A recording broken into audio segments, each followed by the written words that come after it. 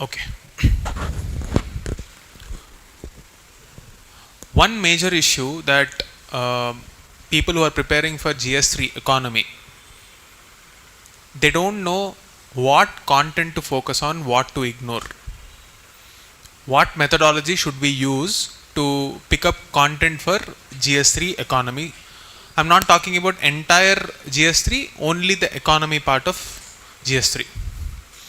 On what metrics or what principles should we use to pick up a current affair article, and how do you validate that this is the right information, or how do you validate that whatever we are learning is useful for our exam? How will you know? So this is the focus of our discussion today, only from GS3 economy standpoint. Okay, so I will be using the mains previous year questions to show you the method that we have to pick up to decide if this content or the article is important for us or not. So what we will be doing is, we will be understanding and analyzing the previous year questions, and then logically structure those previous year questions to our syllabus by mapping them to our syllabus, and see an end-to-end flow so that we learn how economy articles or anything in economy can be picked up. Okay, so that is the agenda. So this is the flow of Indian economy. If you see here, the syllabus says growth, mobilization of resources, the concept of development. And if we see the previous year questions on this topic, major themes will be about what is the growth in an economy? What is the nature of growth? When I say nature, what do you mean by nature? Is it good enough to distribute the income that we are getting out of that growth to everyone? Or is it creating inequality? Are enough number of jobs created because of this growth? You will get one set of questions on the growth and the changes in an economy. That is one. Okay. So if you find any article that is relevant in this context, if any article is trying to explain the nature of growth, that article will become important. If the second type of quality articles that you have to pick up is if they are talking about how jobs will be created, or how workers or the people in the workforce, what should be the quality of the workforce and how to improve the productivity, that is the outcome of the input. If let's say for example, if a worker or a laborer in an economy is putting in some X number of hours, is the output really commensurate to the input that this worker is giving, or can we do something better to improve the productivity? Any discussion on this aspect is equally important. Third one, raising money. For any economic activity, we need money. What are the various ways in which you will mobilize the funds? Where will you get that funds from? How will you get it? What is the method? Is it efficient enough? Any discussion on that will be important for us. And finally, after you get all the funds, or after you have all the resources, you still need to execute the plan very perfectly. So the planning and the organization part will become the next important sector where you have to focus. So these areas are important takeaways for our GS3 syllabus. So any discussion on any of these parameters will become important. So you will get various commentaries, right? Now every editorial that makes a commentary on any of this aspect may not be as relevant. You have to further narrow down, right? Out of, let's say, a sea of information that is available, you have to still cherry pick. How will you cherry pick that specific articles? All those articles which make a commentary on official documents, like say for example economic survey. If an idea is picked from economic survey and an editorial is criticizing any policy that the economic survey suggests, that will become important. So areas, official documents, and the editorials that criticize these articles, those are important. Okay, once you understand the flow, pick up the right articles, half of the job is done. Unlike in prelims, economy for mains will be much more easier because there is a standard workflow of how an economy functions. If you see here, what is that main workflow? First, you have to just understand what are the resources we have. When I say resources, what do you mean by that? Land, labor, capital, enterprise. What are the resources available to us, and are we planning enough? If you are planning, are we actually getting the growth that we wanted? If we are actually growing, is it translating into jobs, or is it a jobless growth? If it is a jobless growth, it means that the various sectors of the economy, what are the various sectors here? For example, you have the primary sector, secondary sector, and tertiary sector. If money is growing, let's say for example, there are a lot of software, a lot of value is coming from software jobs. Roughly around 55 to 60 rupees out of 100 rupees that India earns is coming from tertiary sector. Okay, service sector. But it is only producing, let's say, around 2 to 3 lakh jobs every year. But you have much more demand. So you are getting growth. So anyone who is earning money here will get richer. But is that growth essentially translating into development? Need not be, because there will be a huge population that does not have access to this growth. So this nature of growth is called jobless growth. So any article which criticizes this phenomenon will become important, because this is a problem of Indian economy. So if you want to dissect the Indian economy and understand where the problems are occurring, you have to look at each of the sector. And if you want the so-called inclusive growth, another syllabus pointer in our syllabus, inclusive growth means all the sectors are equally emphasized. Why is this the case? Why should you actually have a phenomenon where all the sectors are included? Human beings have different abilities. A farmer cannot do coding,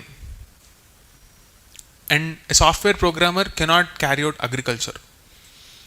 It is true that both of them need each other. Now, in an economy, the market determines and says that this has more value than this. But as a welfare state, you should ensure that people who are here are at least not dissatisfied. A person who is residing in a rural area and enjoying the money that he is getting there, if he is leading a very happy life there, that is good enough. You need not feel happy even if you are earning lakhs of salary and you are spending most of that money in a city where you don't lead a happy life. The cost of living is much higher. So the quality of life is about development. The quantity is about growth. And if people in this sector, they're supposed to have a quality of life, this sector should grow. Need not be as much as this, but it should grow. And government policy should be inclined towards ensuring that every sector of the economy is getting equal opportunity. Opportunity wise, outcome wise we don't know, but opportunity should be there. So inclusive growth, one of the metric is the so-called broad based growth. So if you ever come across this term, broad based growth, then it means that every sector of economy is in focus. Clear? Quick recap. How is economy flowing? It will flow from deciding and identifying the resources we have, then planning on how to utilize those resources, and then as a government we should see that the growth that we are having is actually attained, and that growth is creating enough jobs and development. If any of these parameters are missing, you will get a question on that, either as a descriptive question or as an analytical question. They will either ask what are the resources, or they will ask what is the nature of planning, or they will ask what is the nature of growth. Most of the questions are on nature of growth, because every year economic survey in chapter 1 will talk about the nature of growth. Clear? And finally, are we getting enough jobs or not? Till this point clear, right everyone? Now once you set this cycle into motion, this is not like a one time thing. It should be continuous. So if you have enough jobs, it will give income to people. People will save money. They will pay taxes. That tax money will again become the basis for, or the fuel for, next cycle of growth. So this is a continuous process, and there will be some carry forward to the next year. If somewhere this process stops, again we have to go back to the table and see if this flow is maintained or not. If that flow is broken somewhere because of any issue, government will pitch in and try to push that area. Either it can be a resource problem, or it can be money problem, or it can be planning problem. Government will intervene at the correct level and fix the issue. This is the way in which economy functions. Take a look at the previous year questions. All of them will be on either of these topics only. Okay? Now, so let's see again, like a quick overview. If I treat economy like an engine, first you have to mobilize the resources. This is a topic, mobilization of resources in Indian economy. You have it right. So what are the resources? Land, labor, capital, enterprise. So when you say land, it is a limited resource. It is linked to GS1 geography. Right. So now geography cannot be changed. So land cannot be changed. So if there is misutilization of land, or if land litigation is there, that will become a hindrance in economic growth. So you will have in GS3 another subject, land reforms. Therefore your land reforms topic is related here. Okay, so any question on land reforms will become important, and it can be linked to mobilization of resources. Land is done. Then what else do you have?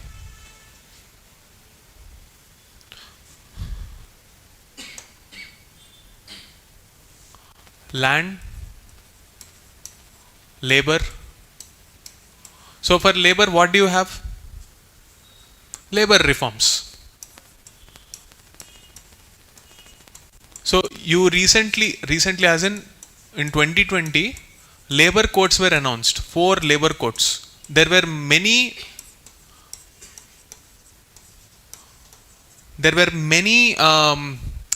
laws associated with labor, and it was this multiplicity of laws created confusion for enterprises, and in a bid to make easier for the companies to comply with these laws, these 4 labor codes were made. However, they are yet to be enforced.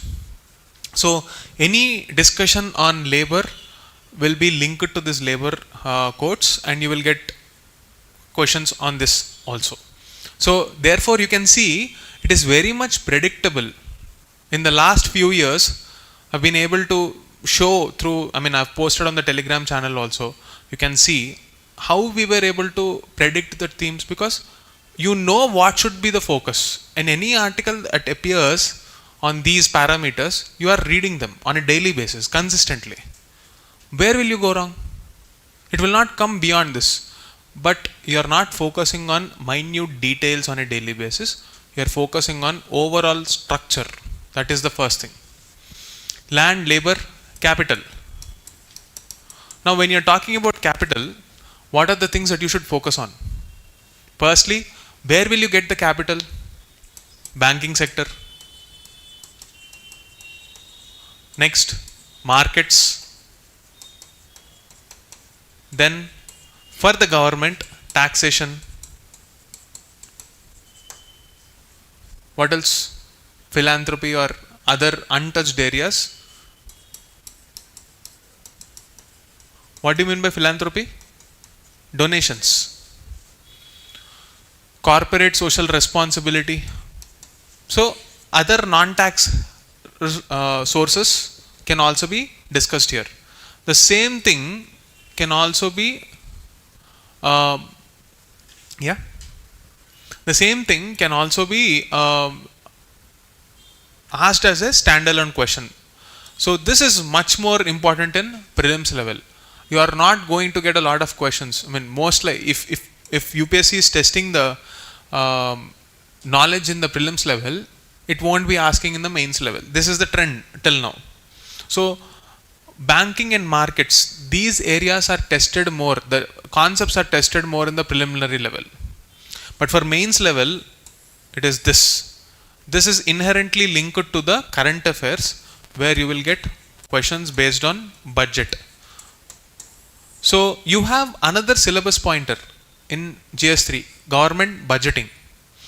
The focus is not on what is there in the budget, but the mechanism and the intent behind that budget. Okay. So what is the purpose of budget in Indian economy? Of course, it is for accountability and transparency plus planning. But more than that, the direction in which it is oriented is towards welfare. And this welfare is linked to the concept of development. Okay? You understood growth, you understood mobilization of resources, you understood budgeting as a tool for development. And when I say inclusive growth, again, welfare is a concept embedded within the inclusive growth. So as a strategy, we will plan in such a way that there is a broad based growth. What do I mean by this? Primary, secondary and tertiary sectors are all included in the growth strategy and planning. Clear? We are getting the interlinkage. So we have had land, labor, capital, and the next one is enterprise. Land, labor, capital, finally enterprise.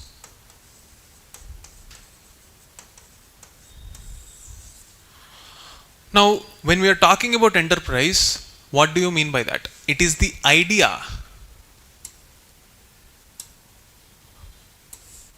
It is the idea behind a business. These four factors are together called factors of economy. And any discussion on this, consider this class also like an orientation for the terminologies that you will come across in the newspapers and general syllabus. Factor market reforms. Factor market reforms. If you hear this term, it means that we are talking about these four. Clear? What do you mean by market? Marketplace is where you buy and sell a service. So these factors of production should work like a market rather than a government regulated thing. May the best company win. May the best efficient company that utilizes the resources get the capital. May the best company get the best talent. May the most efficient company get access to land. Efficiency is at the heart of how we deal with these factors of market. So factor market reforms will be pushing our government policies to decide who are the best ones to get access to this. So any discussions on these will be about efficiency. Please remember that. So that is what this article talks about. Now, next set of questions that you will get is a structural shift in our economy. Here, let us basically talk about how economy evolves. Economy is inherently linked to the market, and market will have a supply and a demand. Okay. So economy is basically about supply and demand.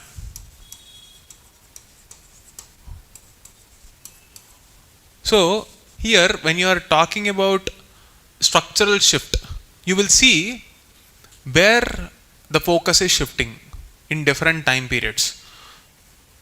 So the second important factor when you're talking about a structural shift is time period.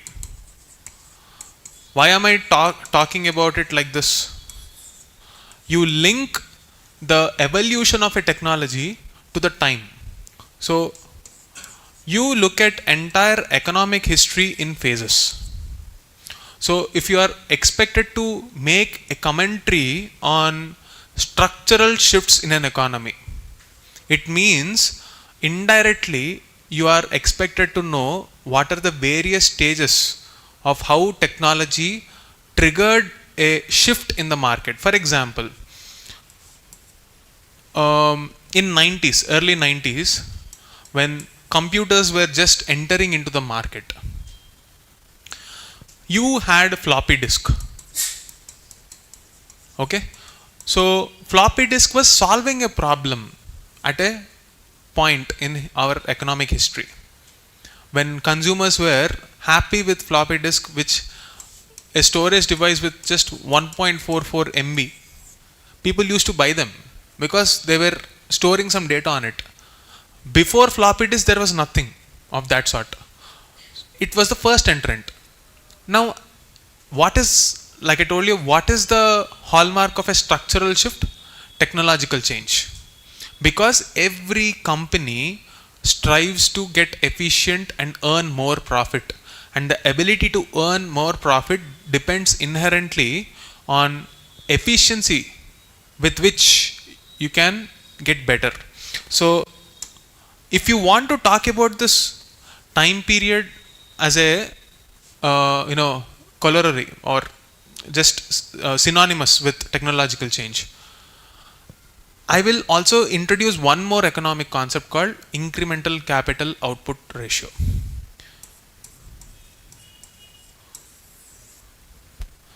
It is the amount of money you invest in an economy to produce one extra unit. Let's say, for example, I am producing 100 pens. The cost that I have to invest to produce 101 pen, the one extra pen, if it is very high, it means that the economic production process is very inefficient. So this time period is linked to how this ICOR evolves. Market players will always invest in that technology which will bring this down. I want to invest less and less capital so that I get more output.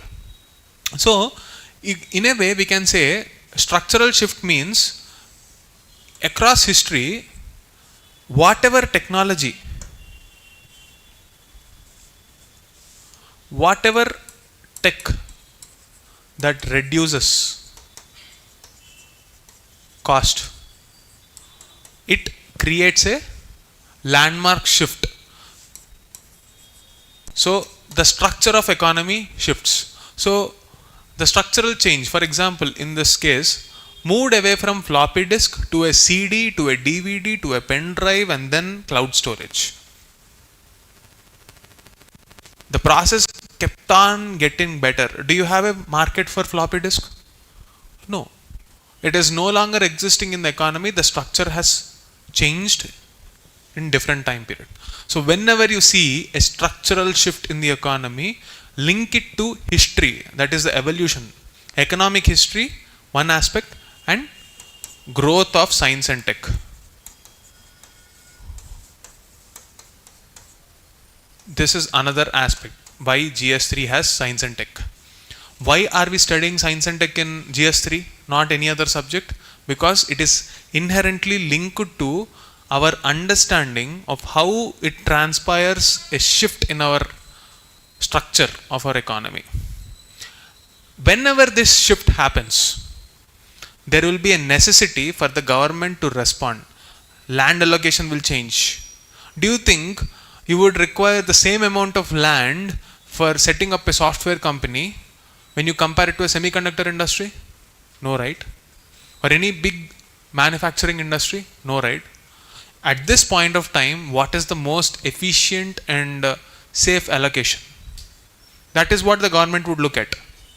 So in every point of history, our economy will respond to that time period's history as well as technology. And the structure of that changes, and therefore it will also change the factor market. Tomorrow, if there is no demand for an ancient, very old programming language like COBOL, what is the demand today? AI, NLP, AI, generative AI. These are the jobs that are in demand. If you are someone preparing for old technologies like COBOL, mainframes, or maybe even normal jobs like Java, etc., whatever are existing now, is there a guarantee that you are ready for that structural shift? No. Why are we talking about upskilling our people? Because structure changed. We have to respond. Government should respond. Labor should respond. Capital allocation should respond. Do you think any sensible investor will now go and invest in a company that is making DVDs? Why? It just doesn't make any sense. There is no market for that. Our inability to respond to these changes quickly when compared to the other countries in the world is a structural problem of Indian economy. Whenever we hear the word structural problem of Indian economy, simply put, lack of sync between what is happening in the world, the demand for a certain commodity, and what we are doing right now. If there is a mismatch, that is a structural problem, one of the structural problem. Okay. Other kind of structural problems can be, you know the demand, you know there are people who can do it, but there is government regulation that is acting as a roadblock. The so-called regulatory cholesterol, which was discussed by Economic Survey almost 10 years ago, in 2016 Economic Survey. If you have a problem with the third capital allocation, for example, our so-called NPA, non-performing asset problem, it simply indicates lazy work from the financial institutions. Why are NPAs happening? Because thorough scrutiny is not conducted. You're just giving loans just like that. Are you assessing if a particular business model has an opportunity in the present market conditions? So, every organ of the economy should be efficient and work in coordination, and therefore, for this reason, I will say an economy, just like our geography, our environment, is a system. A system approach of understanding a topic indicates that no single component of that system can work in isolation. It requires feedback or support from other areas as well to reach its potential. Let's say if this is the potential you can reach. If this is the 100th floor and you want to reach that 100th floor, right now you are at the 10th floor. How can you climb this 90 floors without having support from everyone else? You can at max reach 50th floor. But if you want to go above that, no single parameter can work in isolation. They should work together. And that is why economy is a system. So, inefficiencies at any single point of time will impact our growth and therefore our potential. Another term that you have to know here, potential GDP. let's say, how do you arrive at this point of potential GDP? How do you know this is really useful to you? Can you tell me? Like say, for example, you pick up an economic activity and you say, I have a potential of generating $1 billion from this.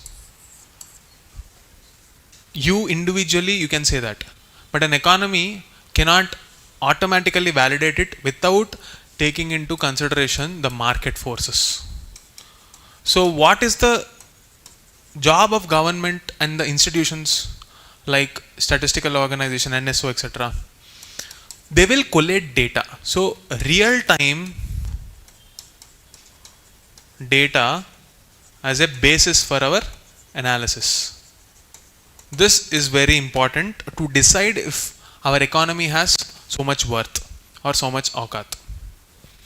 So absence of real-time data has been a very big concern. We are actually shooting in the dark if you don't have data.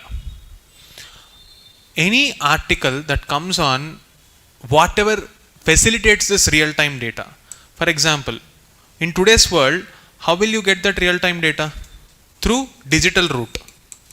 Digital is the fastest route. For example, if you want to get data on how many transactions are happening in an economy, the best possible bet, what is that? UPI transactions. If you want to know how many people are paying taxes, what is the best bet? Look at the PAN card details. If you want to know which states are contributing to the economy more, how do you know? GST collections of the respective states. Like this, if you want to know, for example, which sector is producing more jobs, more formal jobs. What is formal, informal? We will talk. But which sector is producing more jobs? How will you know? There is EPFO and Labor Bureau, or let's say Annual Survey of Industries. There are government reports like this. So when you collate data from all this and create a number, a target, that number is potential GDP. Why are we not reaching that? There will be a critical analysis. Government reports like economic survey, individual articles, every sector should be understood.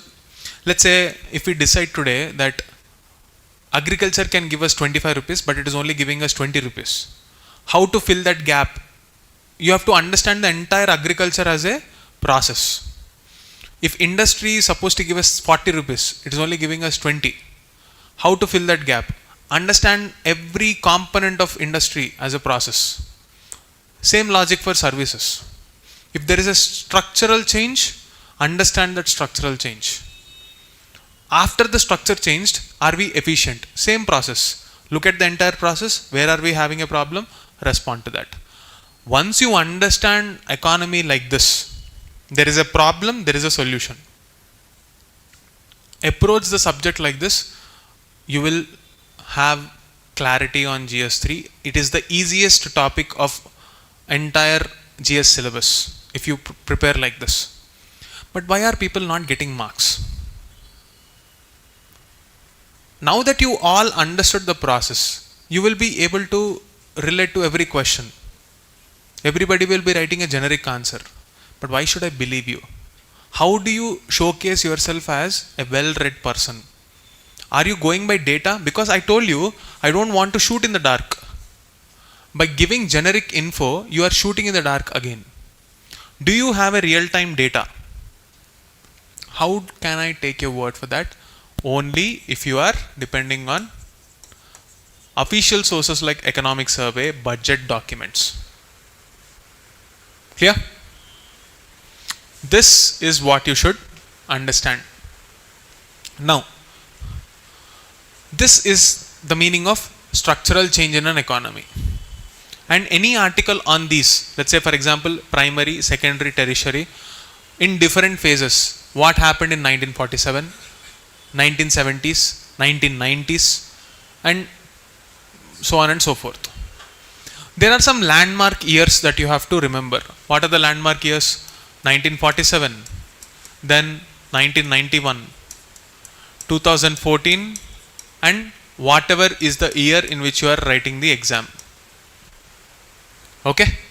Why 2014? The government shift has indicated some economic policy changes, and there is a policy continuity ever since. If there is a break in that year, you can notice that. So your point of comparison will be these landmark years. Okay, please take a note of that. Now, nature of growth. This is one area where a lot of previous year questions came, and one of the major structural question of an economy. If you compare how economies grew in different parts of the world,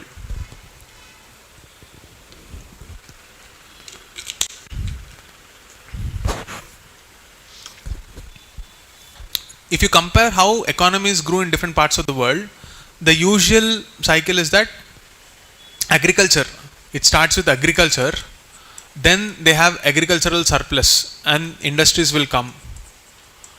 And after industries, to service them, the service sector will grow. Okay? Now there is a debate. After 1991, the so-called LPG reforms, India directly shifted from agriculture to service sector. But why?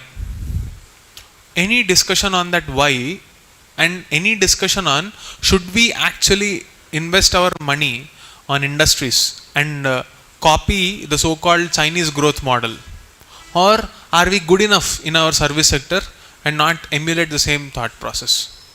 Any debates on this will become important. So this is one area.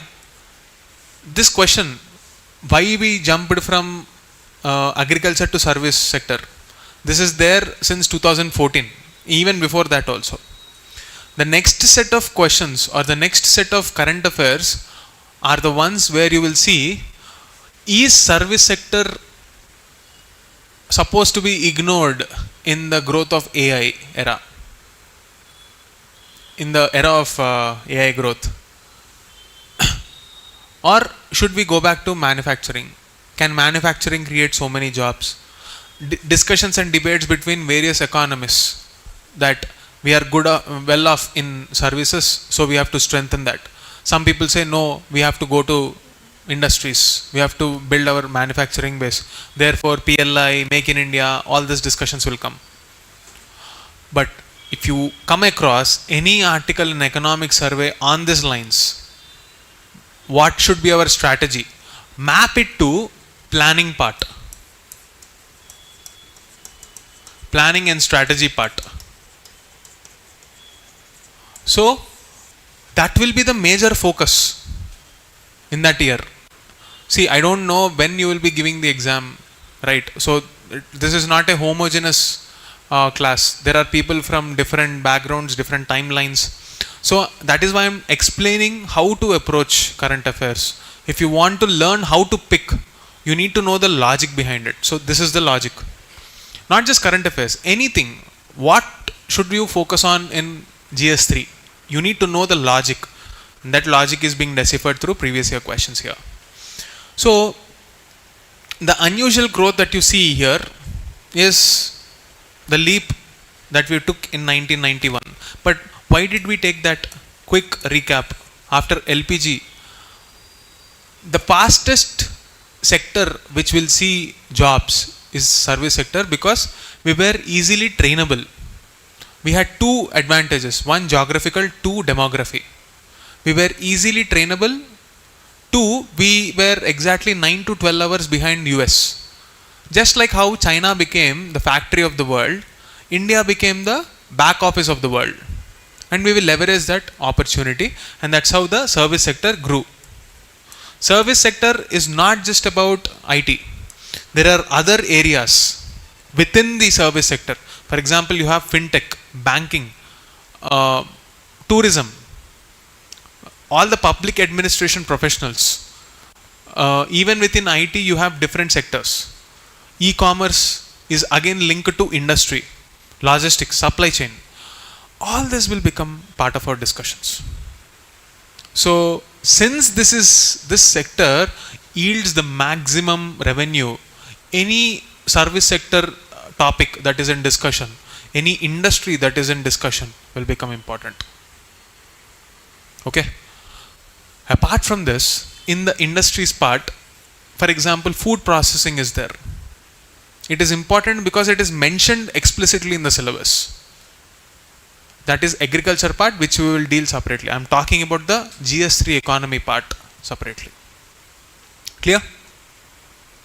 So, any topic that will discuss individual sectors, agriculture as a sector, service sector, industry as a sector, link it to inclusive growth, link it to the growth model, link it to budget, and study it as a composite whole. Clear? Jobless growth problem, I've already explained. If jobs are not created, the problem it will create is inequality. How? Let me explain. See, growth, this indicates growth. Okay.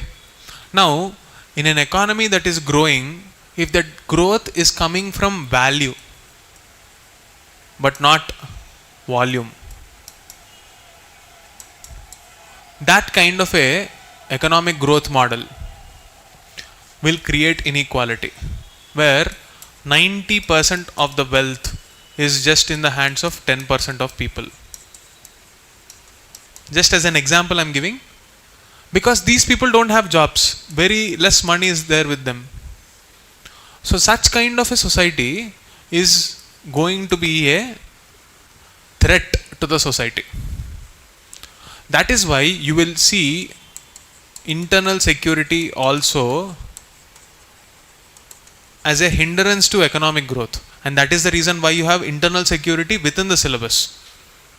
So internal security is again linked to GS1, Indian society. So let me again put it in a diagrammatic format so that you understand it better. So in GS1, let's say you have, let's say, caste. Okay. When ultimate job of a welfare economy is to create that stability in the society. So there are some problems in the society which needs to be solved through a policy and constitution. Let's say, for example, FR. Okay. And GS3 is about money. But if you only focus on this without focusing on the problems of Indian society, let's say if you are earning today 100 rupees, by ignoring all the social problems, not acknowledging them, it will breed discontent in the society. Understanding my point? Once that discontent is brewing, your ability to earn even this 100 will be hampered. There will be riots, there will be lack of stability, internal security problems will come. So, internal security can be a threat. Lack of internal security can be a threat for economic growth. So, our planning and strategy, GS3 again, planning and mobilization of resources, should accommodate all the sections of the society in every sector. So, you will have broad-based growth, and each of these sectors should have place for vulnerable sections. That is when you will feel that they belong to the economy. So, an economic model that thrives on accommodating the interests of the society by creating a policy that is tuned to the welfare, it will act as a check on market power. Market is only interested in profit, but an economy should take profit as well as the social realities, and that is the concept of welfare. The ideal of inclusive growth, here we are talking about strategy. For example, when you are talking about financial inclusion as a strategy for inclusive growth, how is it a strategy? Financial inclusion is purely about opening bank accounts.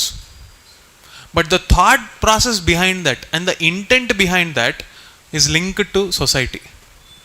If you address financial inclusion and include all the vulnerable sections, women, SC, ST, OBC, physically disabled, all the people who are hitherto left out, and make them a partners in primary sector, that is agriculture, secondary sector, manufacturing, service sector, and give them loans, they contribute to the economy. May not be as much as the efficient ones in the market, but they are not feeling left out, and that creates a very stable society.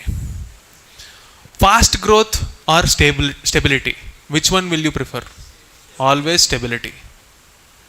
So the ability to balance between this market forces and the welfare needs without compromising on global targets, that is a very efficient inclusive growth strategy. Clear? So any article which tries to address all this will again become important, or any article which will pick up agriculture, industry, service sector individually, even that will become important. What am I teaching? Again, just a quick reminder, I am not teaching the content per se, but the logic behind why you have to pick up some content. And this analysis is not pulled out of thin air, it is from previous year questions.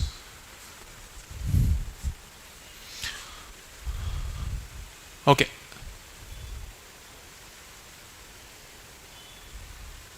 Now, the next concept is demographic dividend, which is the next area. See, in GS1, you have society, in that you will have demography. Even in geography, you will have population studies. And even in GS3, you will be having this concept of demographic dividend. Now, what is the common point? Here, it is about the structure or various groups in that country. It can be SC, ST, OBC, or women, all the vulnerable sections. This is the society component. Now, the focus of study in geography is the regional spread, density, regional. Again, this regional spread, if unaddressed, will become a problem in society by regionalism. So, in geography, it is a description of where people are there. So, the planning will have an element of sociological understanding. If people are not contained at their place, they will either be forced to migrate, or it will create a problem of regionalism. Both are a subject matter of society. Now, your economic planning in GS3 is a balance between market and welfare.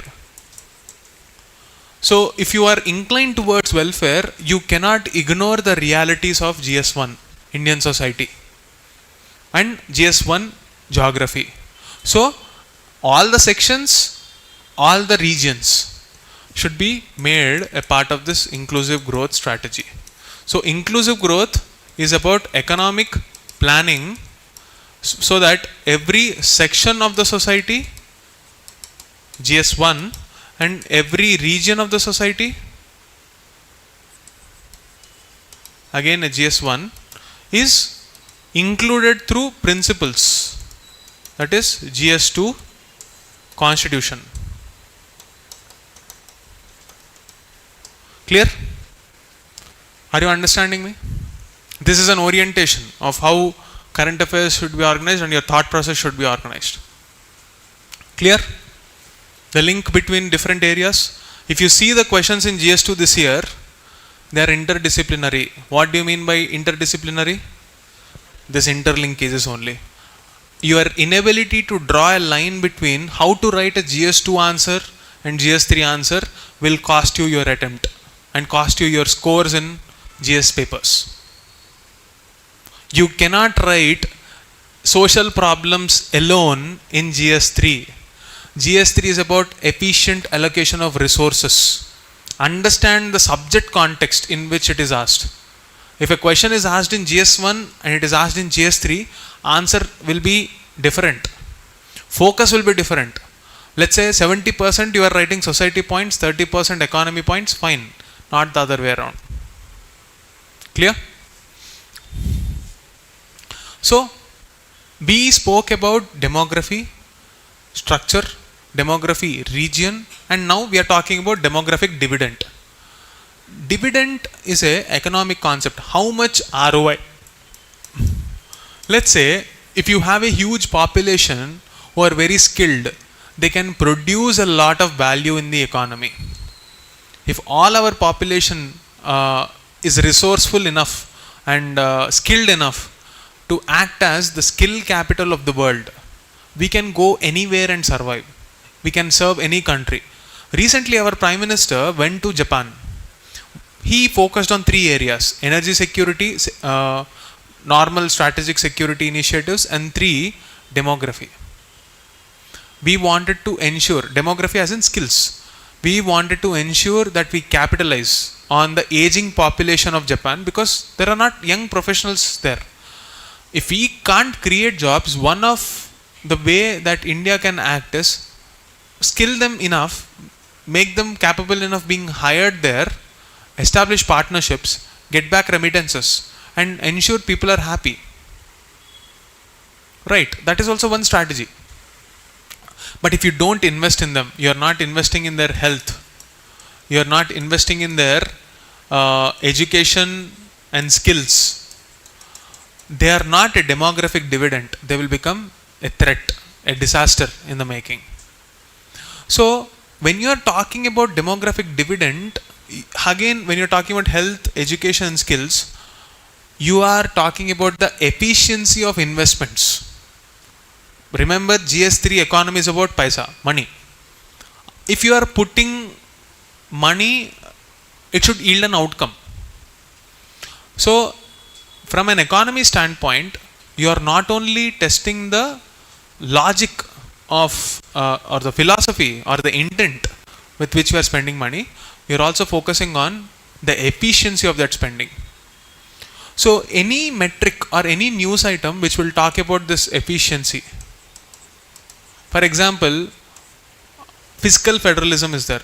Federalism is a topic in GS2. It will be divided into administrative challenges, legislative and financial. Finances is about money. So, GS2 talks about process. GS3 talks about metric, money. How much money are we spending? And is it good enough? So, anything that focuses on the financial efficiency will be important. Okay? Everybody knows what is demographic dividend. But if you want to score marks, bring this specificity from economic survey, from leading articles, economists, case studies, comparisons with different countries. Your efficiency becomes better and better over a period of time if you have this thought process ingrained. That is about demographic dividend. Next up is MSMEs. Why is MSME a theme? Because we are having a major problem in the sense that service sector do not create jobs, enough jobs. It is producing jobs but not enough jobs. Just to put things into context, if we take a look at the population growth of our country in the last few years and compare it with the rest of the world, our population grew as much as North and South America, Europe, plus 50% of China. How much population grew in the time period? I forgot the time period of that statistic. Let's say 3 years or 4 years in the last post-COVID era, most probably. From 2020 till 2024, if I'm not wrong, the population growth of India is equal to this. Did land grow proportionately? Resources grew? And you blame the government for not giving enough. So, service sector cannot create jobs. Now, we are focusing on MSME because here we will understand the nature of jobs. There are two kinds of jobs: formal, informal. Formal jobs are those jobs which are legally recognized and registered with the government. Informal jobs are not registered or contract based. For example, your housemaid. You don't enforce a contract, right? There is no registration, there is no data or anything on the economic transaction. Unfortunately, in India, 90% of the jobs are in this sector. But if you want to formalize the informal jobs, according to many economists, MSME sector is the area where we have to focus. Now in 2020 or 2021, somewhere around that time, economic survey talked about the problem of dwarfs in MSMEs. What is this problem? The problem is these MSMEs, though they have a potential to grow multifold, they are not growing. Why? Because government policies make it difficult for MSMEs to grow. Or rather, I would say, there is no incentive for these companies to grow. They are very comfortable wherever they are. They get government incentives, they'll get tax incentives, very less legal harassment from government officials. But if they become a bigger company, there will be harassment. So an MSME guy would be like, why should I grow? I'm happy wherever I am. Because we are able to take our culture and our cuisine to the world through this food processing industry.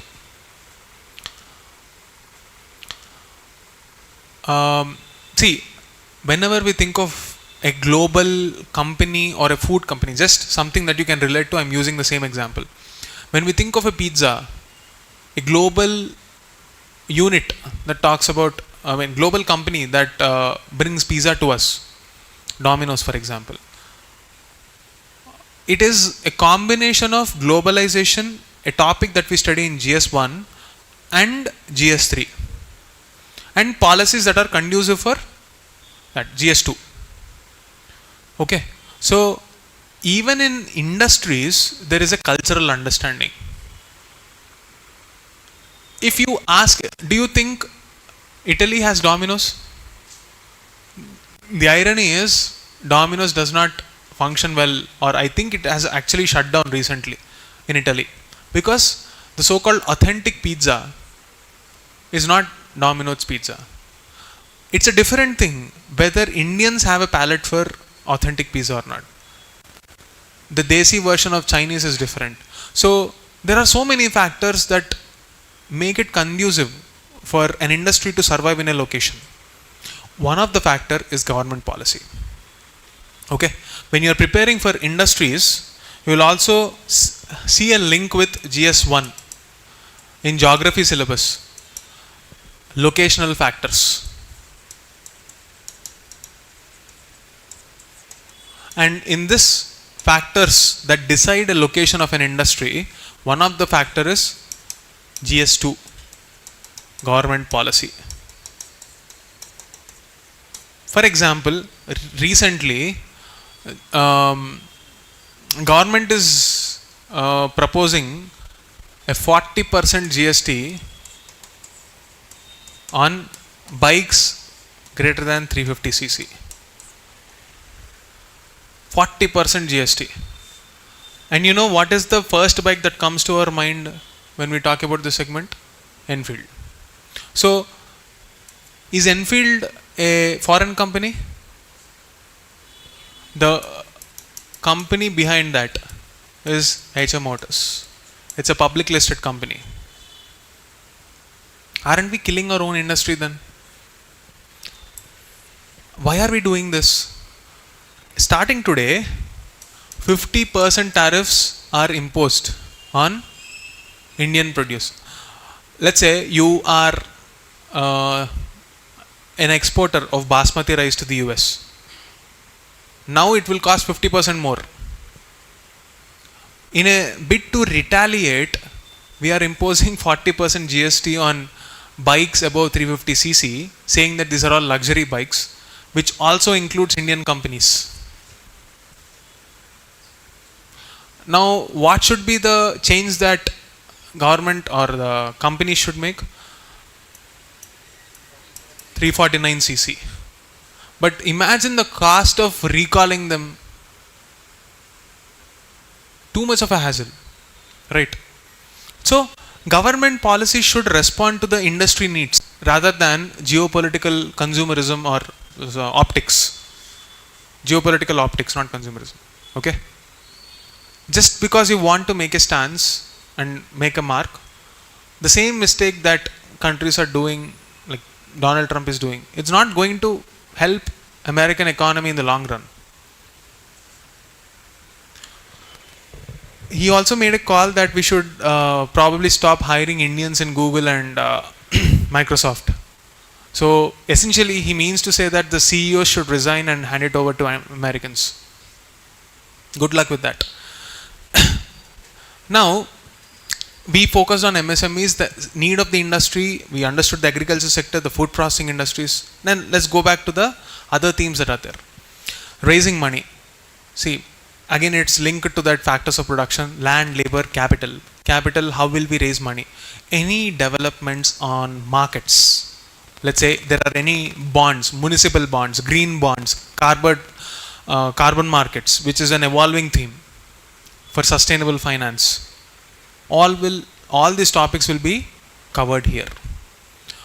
For example, recently GST slabs are changed.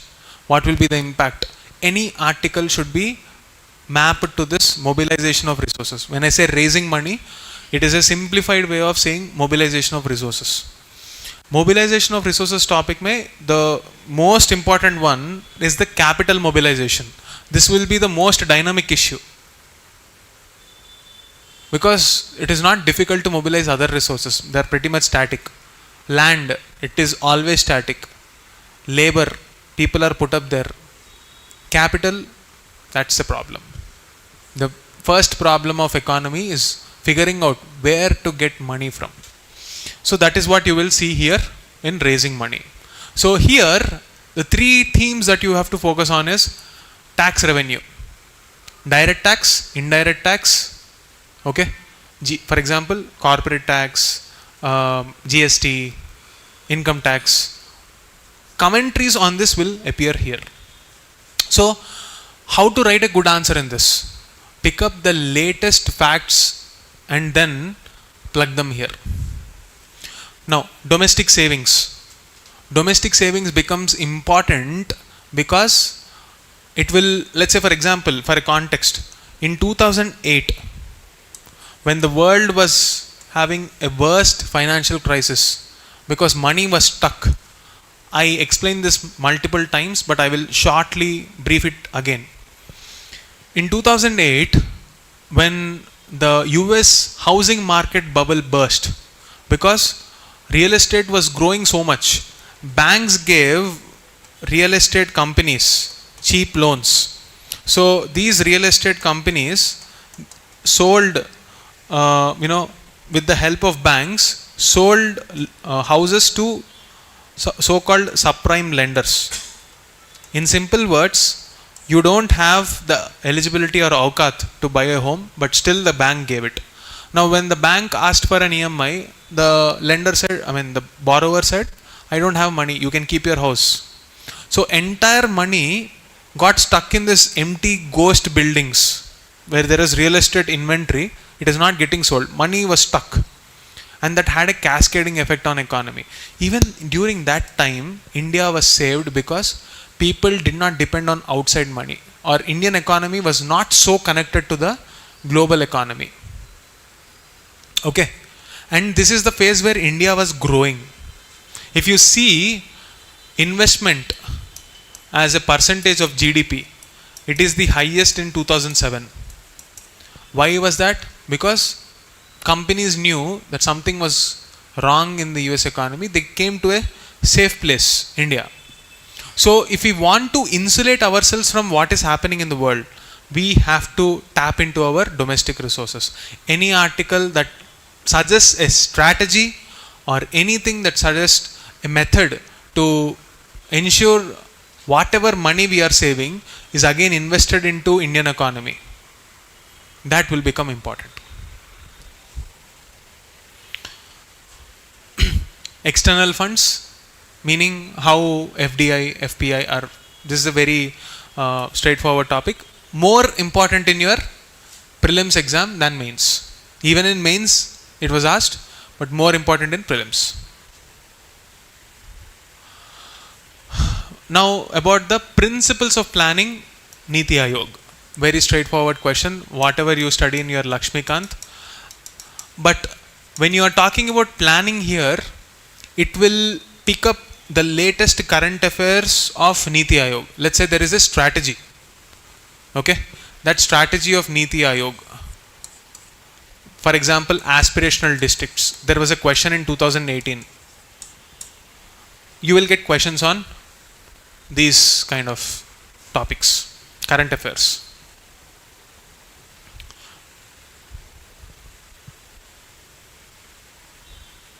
So finally, if I have to explain the entire process, understand that our resources are like the fuel. Okay, and then if you plan and use our institutions like an engine that drives the vehicle of economy by carrying these passengers, employment and labor, you will have growth. If the growth or the vehicle that we are supposed to manufacture is healthy, you have to take care of all this. Otherwise, this will lead to a faulty vehicle and the mileage and safety concerns will arise. Clear? This is how economy should be approached. And all the previous year questions will be about this only. And to facilitate this, you will have one more area.